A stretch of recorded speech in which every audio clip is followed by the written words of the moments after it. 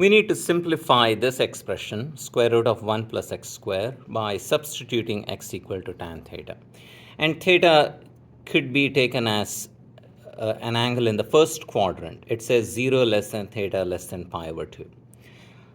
The reason they are saying theta is in the first quadrant is because then everything is positive. All of the trig functions in the first quadrant are positive.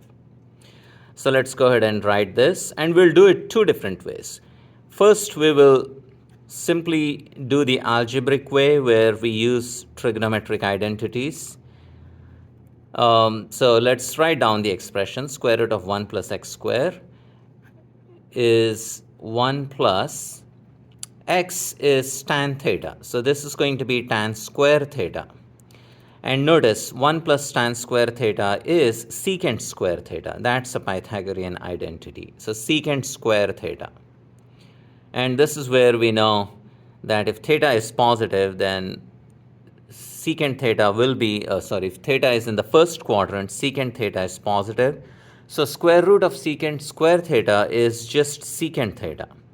We don't have to worry about is secant theta going to be negative or not, because it's going to be positive. So look, this expression turned into secant theta. And sometimes it's difficult to work with an expression like this, whereas it could be easier to work with something like secant theta. Now this is one way. The other way we could have done is we could have drawn a triangle. And again, this is a powerful method in trigonometry. If you can draw a right triangle that satisfies the requirements, call one of the acute angles as theta. Then x is equal to tan theta, or you can say tan theta is equal to x over 1.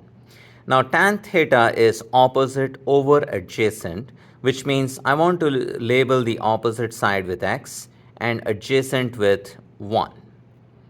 So these are the dimensions of the legs. Then we can figure out the third side, in this case the hypotenuse, by using Pythagorean theorem. So if you square this and square that and add, you get 1 plus x square.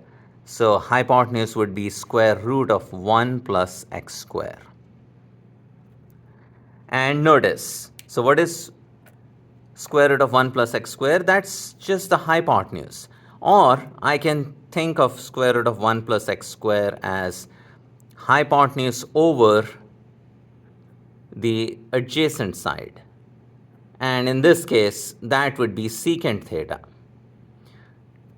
Now notice cos theta is adjacent over hypotenuse. So if you're taking hypotenuse over adjacent, it's the reciprocal of cos, which is secant theta.